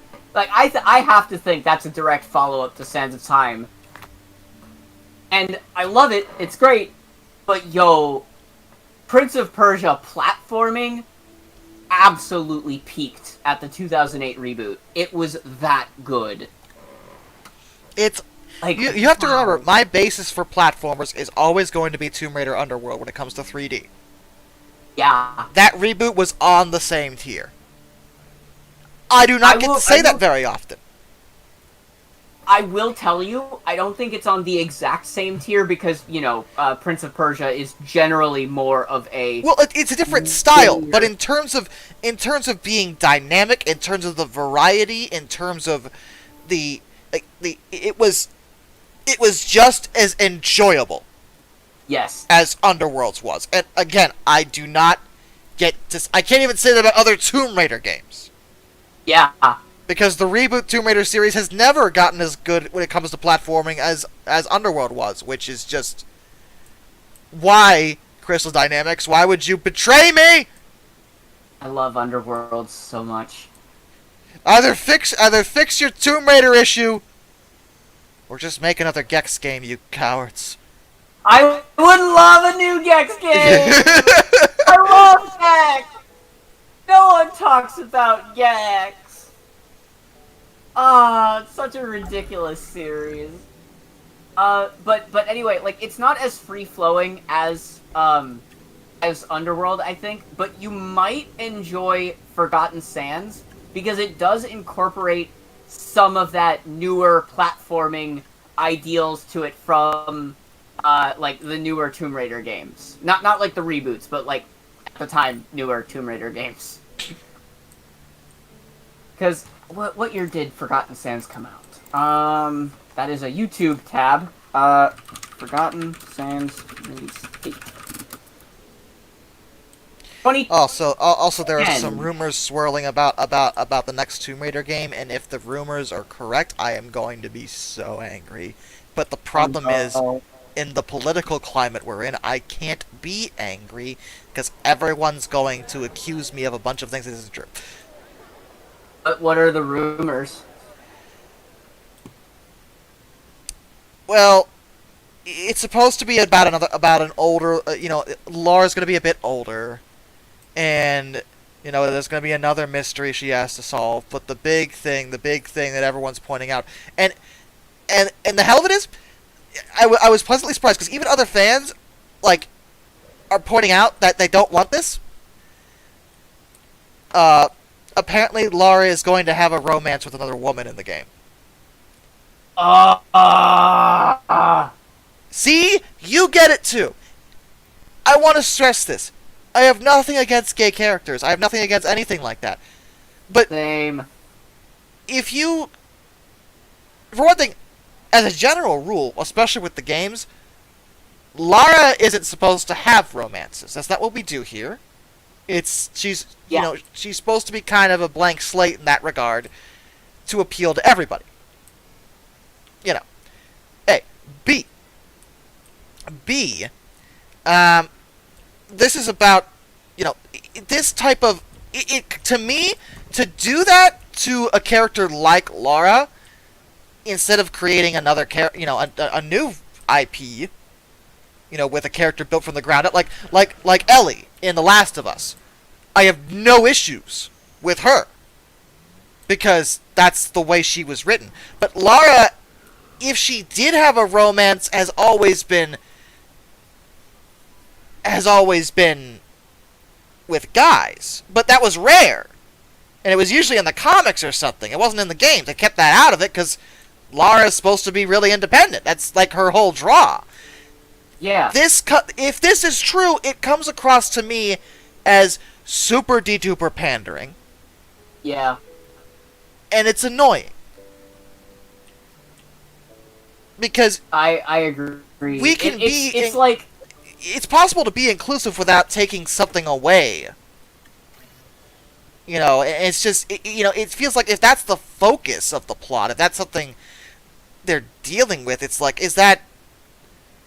I just want to have fun with my Tomb Raider game again. Yeah. Because really, it's just... part of the reason why Legend was so good is that even though it had a fairly serious plot that knew when to get serious, it was really upbeat and almost like James Bondy with its approach to Lara. And that was really good, and people liked that. They didn't have to tack on some kind of ridiculous, romance, element. Regardless of the sexuality involved, I don't care about that. Although, admittedly, the notion of, well, she's a really, athletic girl, therefore she likes other girls, is a trope that's really getting old, if you ask me. Yeah. But, I mean, I would be interested to see Addie's opinion, because she is more in line with that side of the community. I'm the straight white guy, so maybe I shouldn't be saying anything. And I probably won't say anything even if it does happen, because it's just rumors right now. But I can tell you that from perusing the rumor mill on Twitter, even people in the community aren't happy about it. Mm-hmm. Because it doesn't come across as genuine. It comes across as, pandering. And look, we did this now. And people will now take it because it's woke. But you have to have quality behind that. And for me... I can't have an opinion as a straight white man. Have you been on Twitter? Outrageous. The thing for me about it, too, is... Like... And it's something exactly like you said. It's something that really bothers me about this. I understand the power of name recognition, but maybe, just maybe, have you people considered that that's not developers' fault? Maybe. And maybe there's a hot take that maybe gamers should take some accountability for their own, like, things that they do that cause the decline of the game industry? No. That's ridiculous. You're being ridiculous. You stop that. Yeah, I know. Being logical is really hard on the internet. It is really hard on the internet, actually. It's unfortunate truth. Because that's my issue with something like this, and I know I'm part of this problem to a certain extent, but I'm also someone who is not normal. But okay. Sorry, Kate. All right, let me put it this way. The way you go Go on. Go on. Just Let me ask you a question. You know how everyone jumped on and loved Shovel Knight? never got it, but I didn't question it. But yes, I don't like Shovel Knight. shameful. Do you know how everyone jumped on and adores Freedom Planet? Yeah, it's actually kind of annoying that way.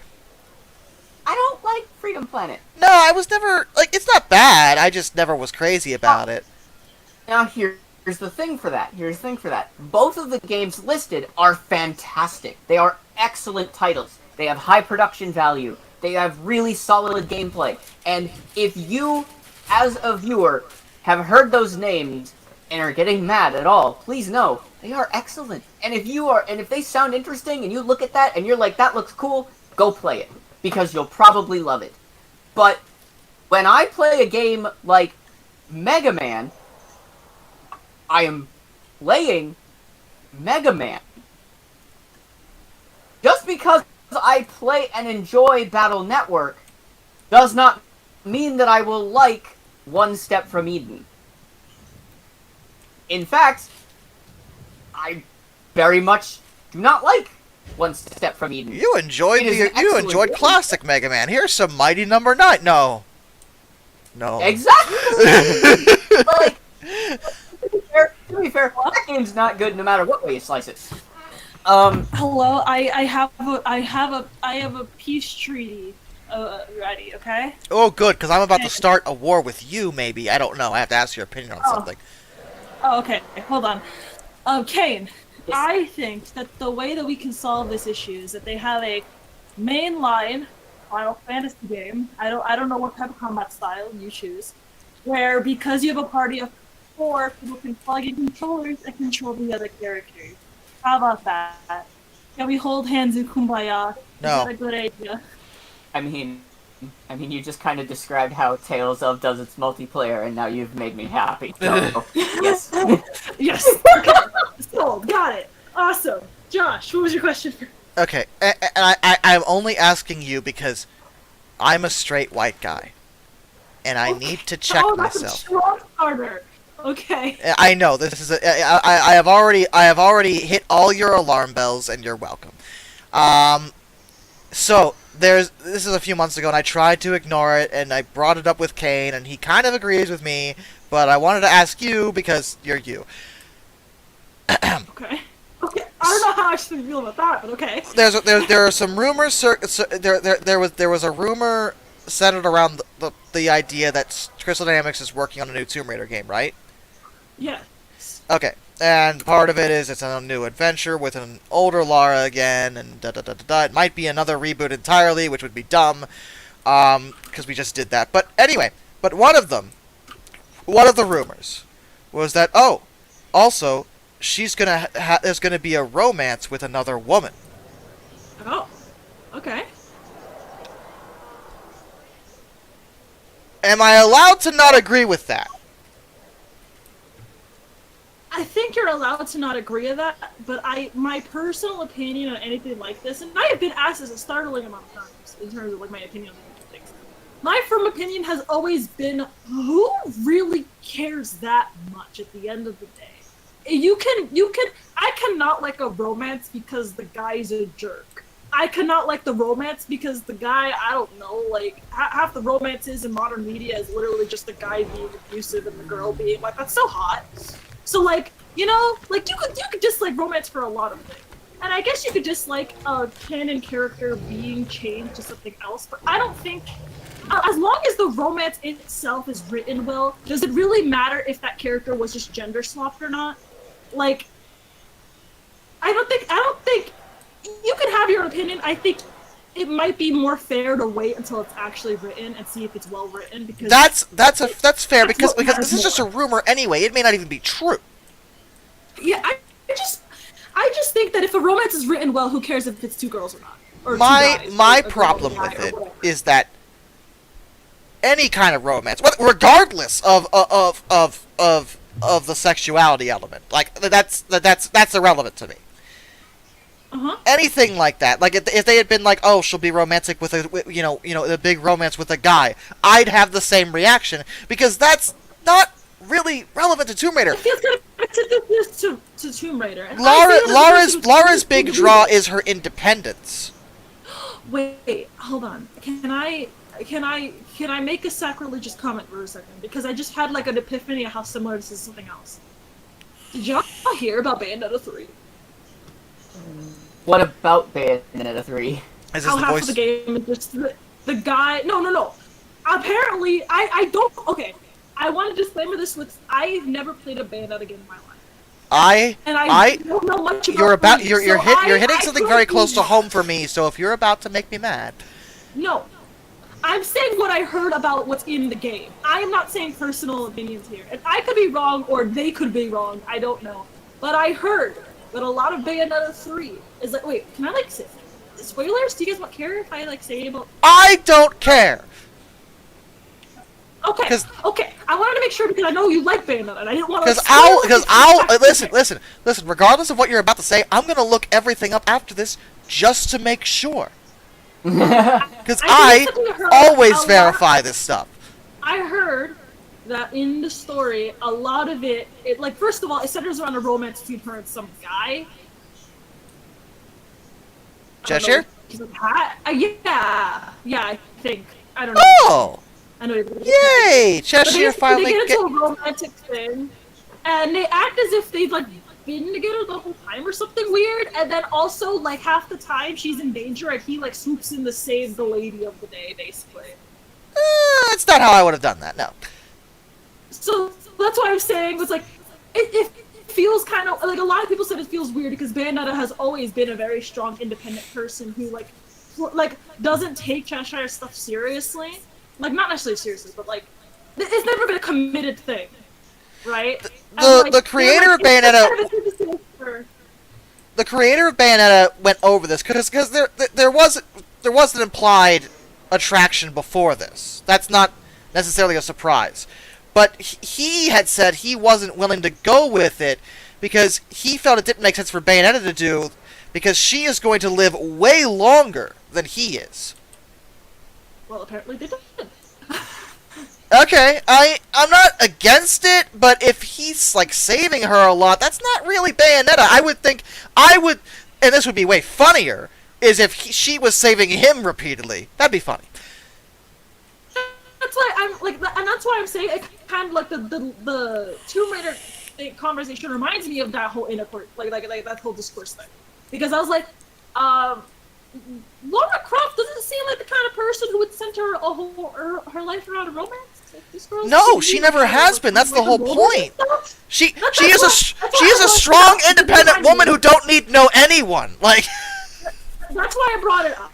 I brought it up because it reminded me of that, and I was like, I didn't just have this argument about Bayonetta 3.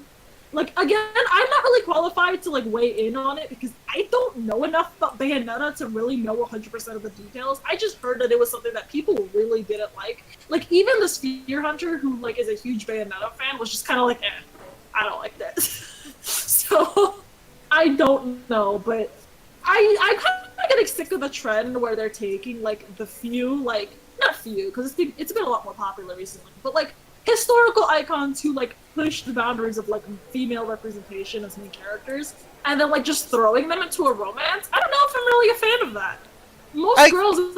Most girl characters that are in games that are main characters generally tend to be love interests. It's kind of cool to see some that aren't. yeah, I mean, I wouldn't agree with doing with Samus either. You know, like I was just about to make a joke about that. If Metroid has a romance, I don't even like Metroid that much, but like I would still be mad. I played Metroid Prime and that's literally it. I should play the new one.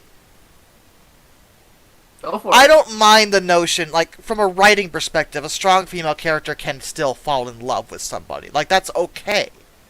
Yeah.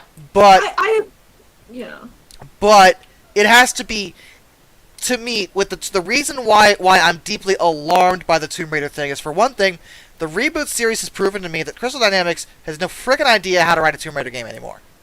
That's it.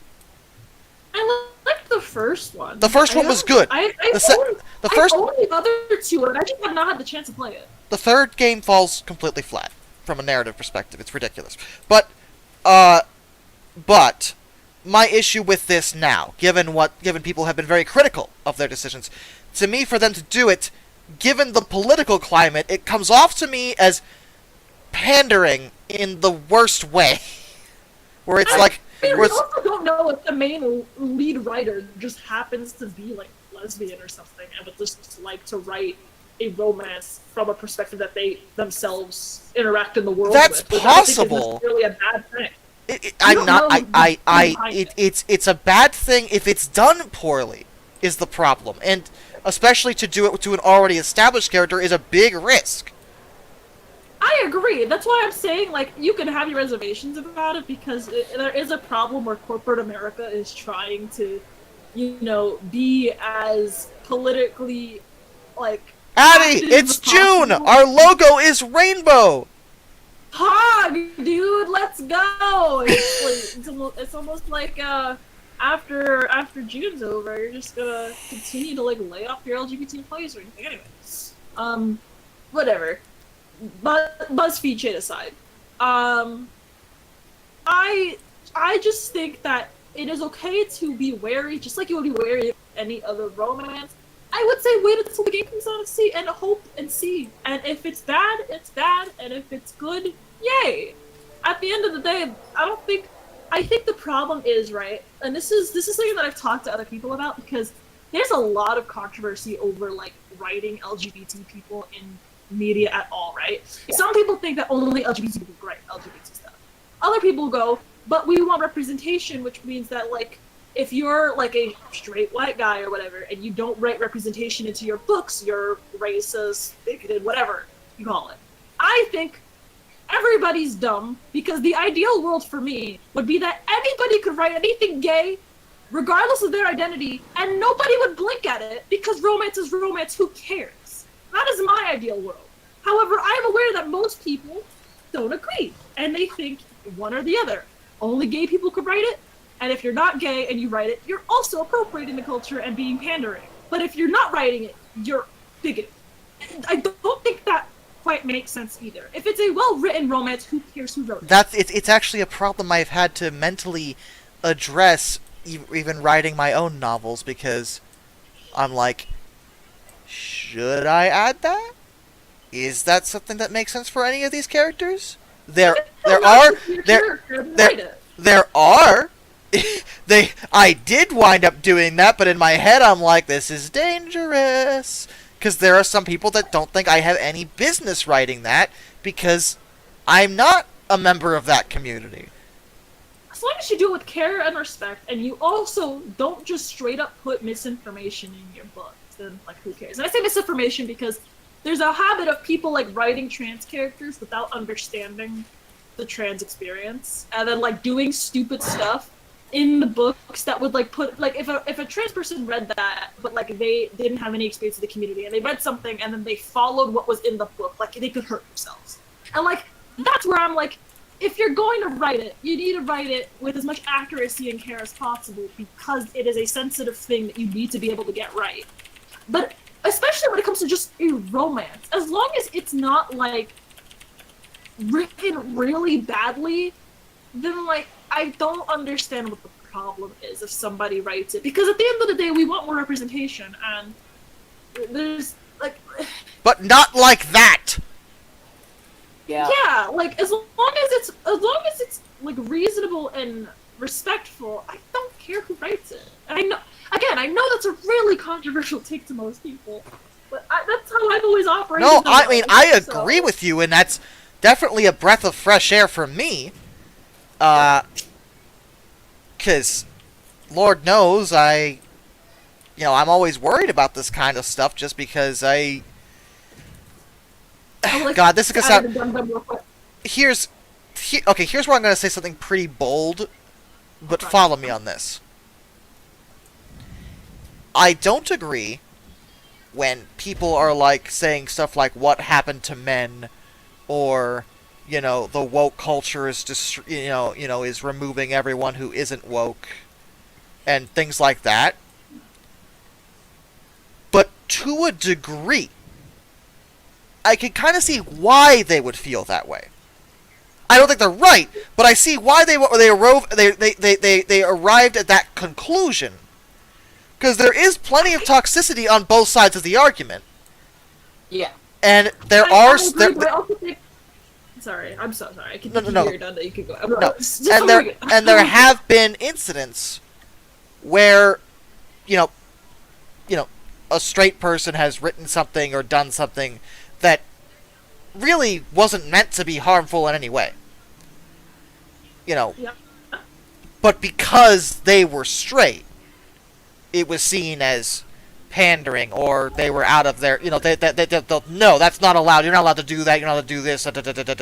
And that can result. That kind of attitude can result in the polar opposite attitude in return, and then we get bigotry. Yeah, and that's bad. First of all, anybody who takes somebody who is being like a bigot or awful and like telling, and like here's the thing.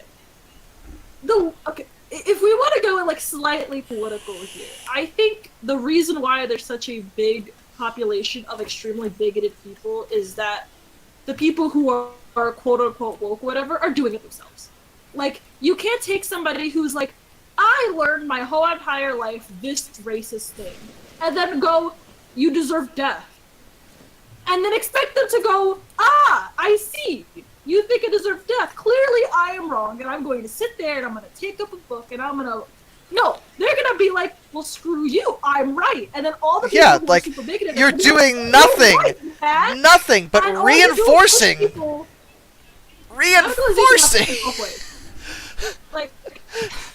reinforcing the idea that the bigots are correct. Like when you treat them that way, like garbage, they're gonna be like, oh, well, I was actually rethinking myself for a moment, but I see now that I was right all along. You guys suck. And then all the people who are like sitting there like ready to do some crazy radical stuff are gonna be like, hey buddy, you got ostracized from all your friends and family, you should join us. Right. Yeah. This is a cult start. Okay? Yeah, like, people that aren't me, really, are always looking for a group. They want to feel like they belong somewhere, and when they're not accepted for asking questions, or for doing something that, could have been corrected with a polite exchange or clarification or understanding or just talking, when they're rejected and given death threats and all that, they're gonna go to somewhere else where they accept them. And sometimes they wind up at a KKK meeting. Like sometimes that happens, and turns out that racists can be really polite with people that they don't want to kill. It's a whole self-fulfilling prophecy of mass that people never are self-aware about, and it just gets worse and worse. And I think one of my main, looping this back also into the whole, write diversity, but also if you write diversity and you yourself are not the community, you're still a bad person regardless. That, conundrum. Josh, you write, I write. Kane, you write. Haven't you ever, just written a character and just immediately gotten a mental image in your head of what they look like or what type of personality are? It that just is happens. that's you find out every part of the personality clinically. It's just inspiration. And sometimes when I think of a character, they're gay. I don't purposely sit there and go, I haven't meeting my queer quota today. I have to go sit down and pull up a book, and I'm gonna roll a dice, and if it lands on this number, that bro is gay. I don't do that. Most people don't do that. Yeah, no, that's not how that works. Because when I was first, really trying to figure myself out as a writer early on, I was like, because I was worried about that, because I wanted to be inclusive, but I didn't really know how best to go about it, because obviously, everything we've talked about. And then it came down to, I had these mental pictures of these characters, and a lot of them wound up Like, well, this person, this is a romance, there's no romance here, da-da-da-da-da.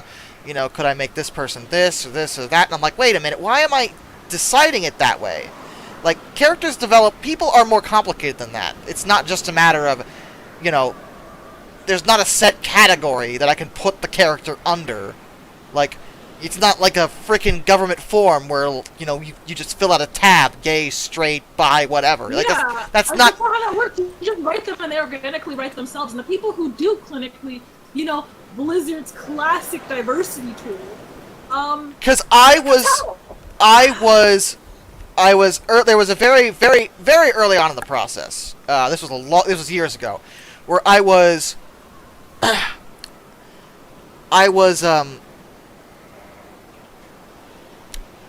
when I was writing Abyss and I was dealing with Lamia, there was a point where I'm like, should I make Lamia bisexual? And for a while I was thinking about it, and I decided on no, because I realized that given the narrative I had, that I was sticking with, I had everything mostly planned out, I'm like, it dawned on me, like, but it doesn't contribute anything. There's no point during the story where she's involved with another woman. It never happens. So her being bi doesn't do anything. If I can bring up alternative point of view, because I don't think you're necessarily wrong, but I do think it's worth mentioning. Bi people date men all the time and then get seen as not LGBT enough. No. Oh, I understand that. I totally understand that. Yeah. My issue was that if I, as a straight white author, added a line where Lamia mentioned that she had a previous romance with a woman while she was at, in training or something, because that could have, I thought about doing that. I was like, but does that really enhance her as a character at all, or even add anything to the story? Like, that's the kind of thing, it's like a Chekhov's gun kind of situation where I mentioned this, it should come up later. But there was no point during the narrative where it was going to be relevant. So I'm like... I mean, yes, but also, I guess my thing is, I do think at the end of the day, it doesn't really matter, right? I also think that, like, her having an offline mentioning something is the same thing of some guy mentioning that he had a girlfriend in college. Like, being straight or gay. Again, my ideal is that people could just be LGBT in stories, even if it's just a mention, and it's not a big deal. Like, that would be my ideal. Like, she could be bi and just mention it, and it doesn't have to be a big thing, because people don't make their whole identities, people don't make their whole entire life identity their sexuality. Are you sure about that? Because I've been on Twitter. Okay, but it's Twitter. Like, everybody on Twitter is a 12-word idiot. Like, but you're right, though. That online are not like this.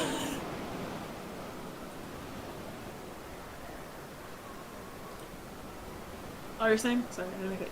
No, that was my thinking at the time. That was years ago. But that's where I was at with it, where I was like, it just didn't seem... organic, and that's fine too. It didn't seem organic. There wasn't a good way to fit it in. There was no time where it made sense for her to even mention it. And again, I felt like even the best case scenario would be... The best case scenario is it would be completely forgotten by the reader eventually. The worst case scenario was that it'd be like, oh, well, this is just, this is pandering because it doesn't matter. It's not like it's about a gay romance or anything. Where the actual gay characters, them being gay is directly pivotal to why they wound up the way they did. And I felt like that was way more important to focus, like, if I was gonna have that, put that in, I'd rather it be, brought up with the characters where it actually meant something to the story I was trying to tell. And the fact that you're self-aware enough to be cognizant of the fact of how people might interpret something, you're doing better than 99% of the world. Oh, so, well, thank you. I appreciate you saying that. This is why I'm talking to you about this. I swear, I feel like I have some of the most laid-back views on a lot of this stuff, but I feel like if this was, like, posted on Twitter, everybody was so mad at me. Twitter is, like, it's like you said, Twitter is Twitter, because, like, I went to school with a gay guy, and we're still friends on Facebook, and I talk to him on occasion. I could ask him that, and he's really chill too. He'd probably say the same thing you would. But, I'd still want to run it by someone who's been in the position, because I've been ostracized for a lot of reasons. Generally speaking, my sexuality doesn't come up. It can in the situations we're talking about because of the writing element and whether I'm allowed to do certain things. But my whole thing is that as long as it's like you said, like I think as long as it's written well and respectfully, and it's not like it's not a stereotype, it's not meant to make fun of somebody or anything like that, it's just there, then it should be fine. Yeah. That's my hot, spicy take that I feel like most sane people would have. We want more representation. That means that everybody should be writing it, and nobody should care. Like, isn't the end goal of representation not blinking at something because it's so normal? Well, here's where I'm gonna diverge into my opinions on humanity, and that's always dangerous. But here we go. I'm not saying, and what I'm about to say might sound a bit controversial, but hear me out on this. Okay. There are some, I dare say not even most, probably not even 20%, probably as high as 10%, top tier. Yeah. Top of the time. But I am 100% confident in the notion that there are members of all sorts of different, communities, whether it be the gay community or the trans community or anything like that, or even elements, even stuff like Kane, the autistic community. I don't know. Is an autistic community a thing? Yes. Okay. I don't know. I don't deal with communities anymore because the Pokemon one ruined everything. Same. But I firmly believe that there are members of all these different groups that enjoy the fact, that get off on the notion that the groups make them feel special and unique. The snowflake syndrome isn't as prevalent as Republicans would have you believe. But there are people like that who don't want it to be normal because they're not special anymore. Listen, if we want to go into nuclear takes here, that's the whole reason why the whole DID and the Dream SMP thing kicked off, if you know anything about that. I have no idea what you're talking about. Dream SMP. You know what the Dream SMP is? I'm familiar with what happened here, I think, because I think we've talked about it before, briefly. The Dream SMP is... Sorry. Go ahead. I was about to say I'm lost, so go ahead. The Dream SMP is a, content creator community. I'm very surprised you haven't heard of it. It's very popular.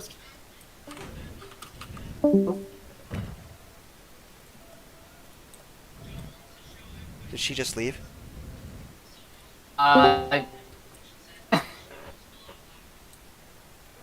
Came back to continue my speech. I literally paused, but right as It's very popular with what? It's popular with kids. Okay. Because it's a Minecraft survival multiplayer server. A bunch of content creators go on in and play, and they have an established lore. So, the people playing on the server are different from their characters. Think of it as D&D, RPG game, but in Minecraft, and they script a lot of it out in advance for the audience. Okay, that makes sense.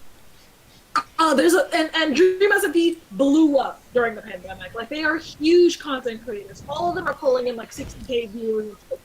Tommy in it is crazy big. Hubbo is big. Dream, the person who runs Dream SMP, is getting canceled right now, but ignoring that. They are a very popular content creator group with a lot of impressionable young fans because it's Minecraft and it's generally family friendly, other than the murder part. So Yeah, besides the murder part. because the plots have like them killing each other, but then they like revive because they have like a revival system. It's confusing. Whatever, doesn't matter.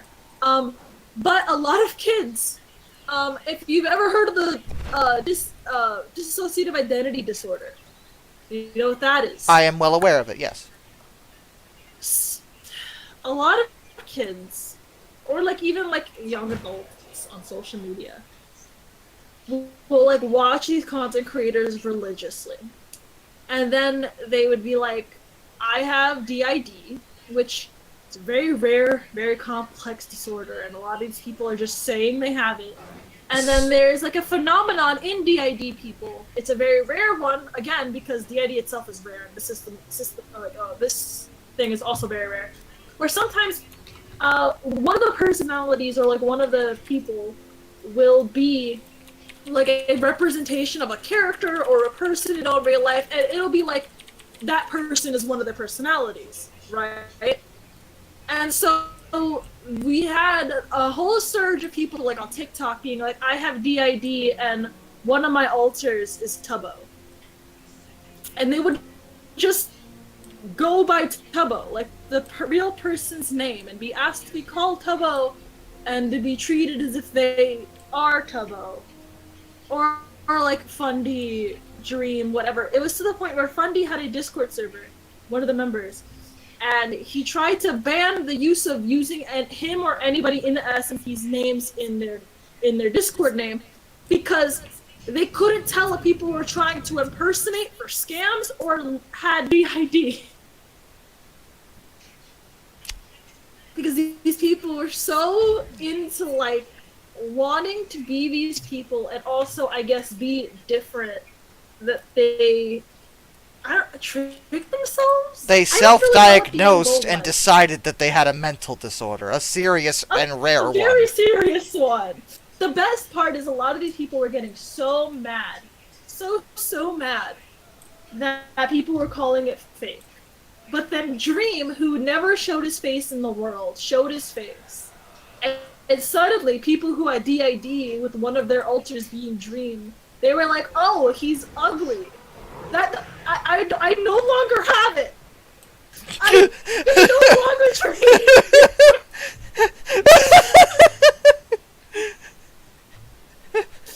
By the way, I don't think Dream is ugly. It's just a lot of people said that they thought he was, which I think he looks fine. But a lot of people were just like, they were like, I don't want to be that guy. This actually reminds me of someone that I've talked about Kane with. I won't say his name. Okay.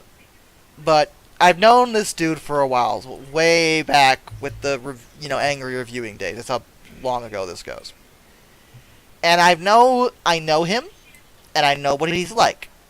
First of all, he is genuinely very autistic, which is fine. That's fine. Also, he's an idiot. These two things do not always go hand in hand. In his case, they have, as he is obnoxiously stupid. To a disturbing degree. So, the reason I bring this up is that he's always been a follower. He always wants to be cool and special and unique, and everything he does results in failure because, like I said, he's dumb. Okay. But his most recent thing that he started doing, where I'm like, you are not, but I'm sure Twitter accepts you. He has decided that he has, well, basically kind of DID, where his his alternate personality is this cartoon female character that lives in his head.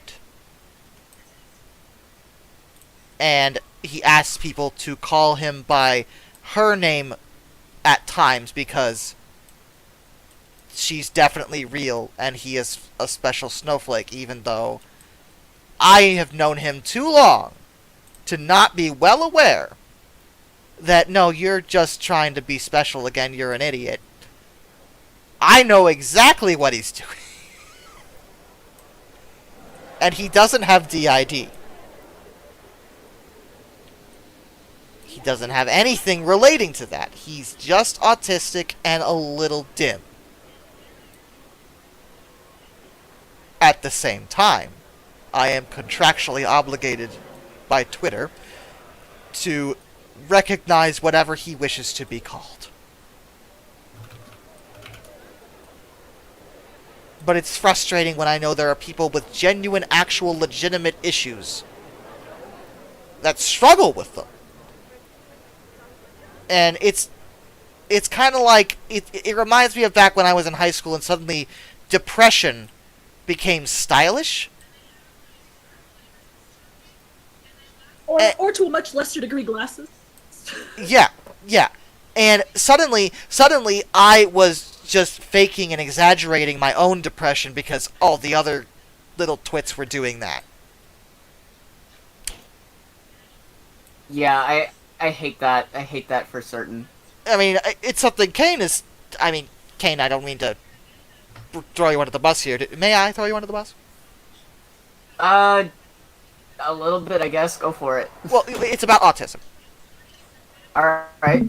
It's kind of like, I know Kane. I know Kane's autistic. But Kane is a totally reasonable, actual person who's... Okay, 1 second, buddy. I'm almost done. Hold on. I have to go in a second, guys. But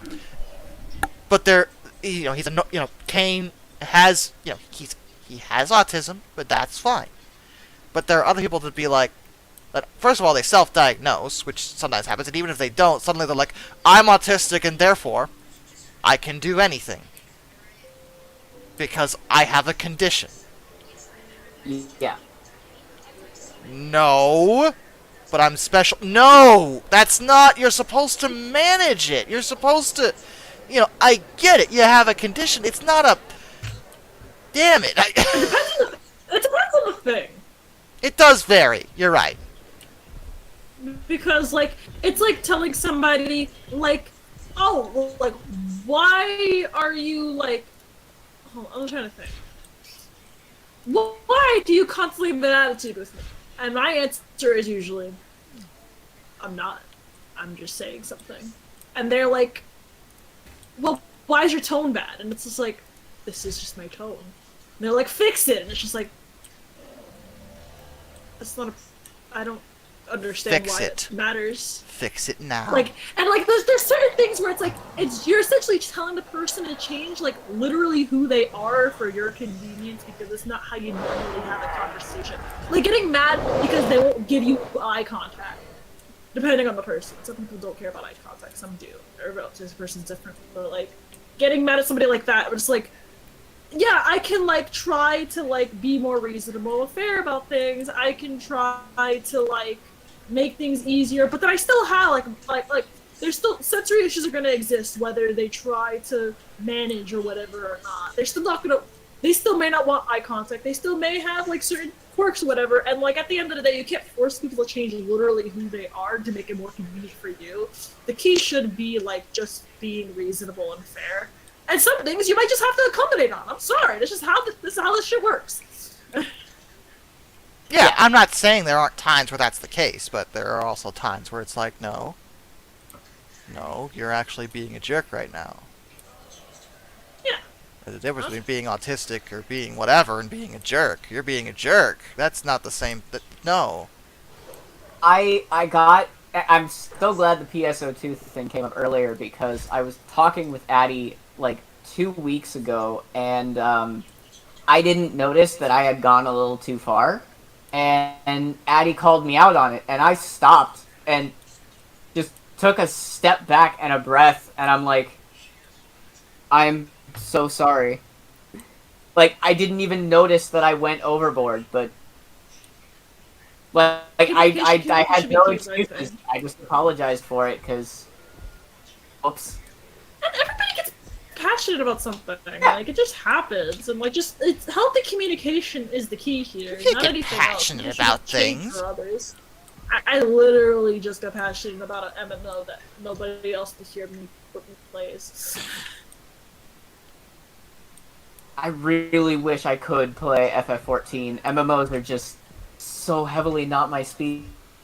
and it sucks so I bad. wish you could too, because I adore this game and I want more people to play it with. But I understand at the same time. It's Yeah. just not everybody's vibe. I'm glad not Kane. I'm glad Zach sort of got into it. I don't really know what happened with that though. I'm assuming just busy. I think he's been busy. He talks about his experience of FF14 on his podcast though. I need to watch this podcast. I just haven't had time. My job has kind of killed me. And all I've been the a bit- passion I have for life right now. Yeah. All right, guys, I gotta take off. I've I'll see ya. Bye! I've been a bit slow on the catching up in terms